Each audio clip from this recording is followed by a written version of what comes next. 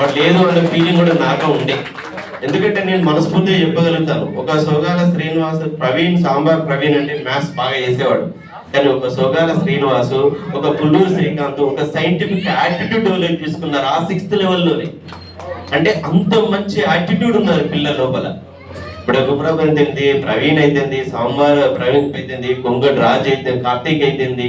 So ఒక్కొక్కరి ఇక్కడ ఉన్న ప్రతి ఒక్కరి పేర్లలో నేను అనుకుంటున్నాను అందరి పేర్లు గుర్తున్నాయి, అందరి ఫేసులు గుర్తున్నాయి, కానీ ఎవరు కలుస్తలేరే. ఈ కలవాలని ఎన్నో కొన్ని బ్యాచ్లు నేను మిస్ అయ్యాను. ఈ బ్యాచ్ మిస్ కావద్దని చాలా ఆతృతతోటి నేనే సార్కి ఫోన్ చేశాను.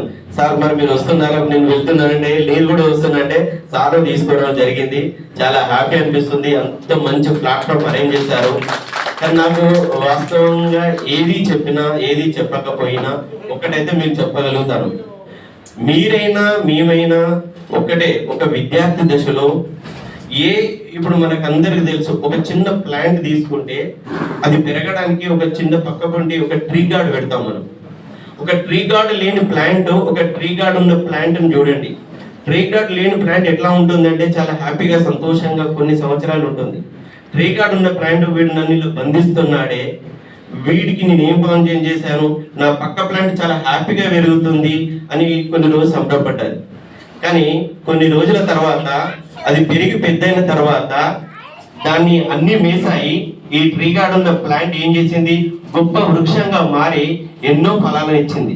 అలానే ప్రతి టీచర్ కూడా మేము ఒక ట్రీ గార్డ్ లాగా మేము ట్రీట్ చేసాం తప్ప ఏ రోజు కూడా వ్యక్తిగత ఏ రోజైతే మీరు ఉన్నత స్థాయిలో ఉండాలనుకుంటున్నామో ఆ ప్రతి టీచర్, ఇప్పుడు మనమే చేస్తున్నాం, ఇప్పుడు మనందరం ఉన్నామండి, మనం ఎన్ని చేసినా ప్రతి టీచరు ప్రతి గురువు మీ అందరు ఉన్నత స్థాయి కోరుకున్నారు డైరెక్ట్ గా.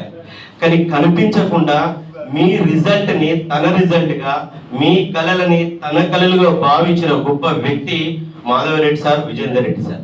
ఎందుకంటే చెప్పగలుగుతాం, మనం ఎన్నో ఆశలతో ఉన్నాం. నేను చదువు చెప్పాను, వీళ్ళు చదువు చెప్పారు, కానీ వెనుక ఆ బలమైన పునాది.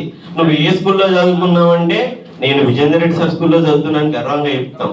మీరు ఏ స్కూల్లో చదువుకున్నారంటే ధనియాకుల మాధవరెడ్డి సార్ స్కూల్లో చదువుకున్నా చెప్పగలుగుతాం. సార్ లేకపోయినా మన మనసులో నుండి ఎప్పుడు పోడు. సార్ నేను కూడా చెప్పగలుగుతున్నాను, నేను అటువై వైపు స్టూడెంట్ గా ఉన్నా, నా జీవిత చరిత్ర కనుక ఉంటే దానిలో మొదటి పేజీ గురువులలో ఉంటే అది మీరు కూడా ఉంటుంది సార్. సో మనం మనస్ఫూర్తిగా చెప్పడానికి ఆశ్చర్యం ఉంది. సార్ మీరు ఇచ్చిన టైం అయిపోయిందా? ఇక్కడ మాట్లాడతాను సరే. అంటే నేను ఇప్పుడు ఎందుకంటే మనం మాట ఇచ్చాం సార్కి, మరి ఆ మాట ప్రకారం ఉండాలి. So really Suresh, so I feel very happy. ఎందుకంటే ఇంత మంచిగా అరేంజ్ చేసి గురువులని ఒక ఉన్నత స్థాయిలో ఉంచాలి. మనకంటూ మనం ఈ ఉన్నతమైన స్థానాన్ని ఇప్పుడు మనం ఎవ్వరి ఉద్యోగాలు అడగట్లేదు.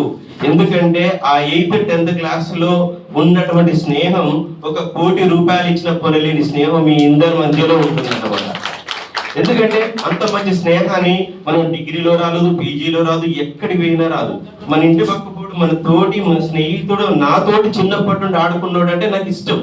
అలాంటి బంధుత్వం, అలాంటి ఎవ్వరు బంధుత్వంతో లేనటువంటి గొప్ప సంబంధం మీ అందరిలో ఉంటుంది అన్నమాట.